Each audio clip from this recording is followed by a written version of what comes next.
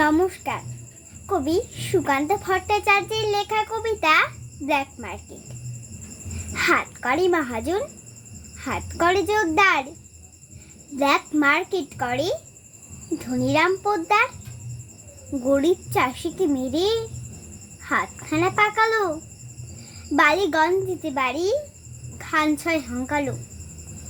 কেউ নেই ত্রিভুবনে, নেই কিছু অভাব, তবু ছাড়ল না তার লোক মারা স্বভাব। একা থাকে তাই হরি চাকরটা রুখি, ত্রিসীমানা মারায় না তাই কাকপক্ষী। বিশ্বে কাউকে রাম কাছে পেতে চান না, হরি বাজার করে সেই করে রান্না। এমনি করে বেশ কেটে যাচ্ছিল কাল, হঠাৎ হিসেবে রাম দেখলেন গোলমাল। বললেন চাকরকে, কিরে বেটা, কি ব্যাপার, এত টাকা লাগে কেন বাজারেতে রোজকার?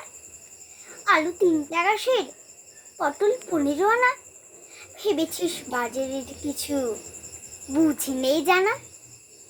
রোজ রোজ চুরি তোর, হ্যাঁ ভাগা বজ্জা। হাসছিস, এক্ষুনি ভেঙে দেব সব দাঁত। খানিকটা চুপ করে বলল চাকর হরি, আপনারই দেখা দেখি ব্ল্যাক মার্কেট করি। নমস্কার।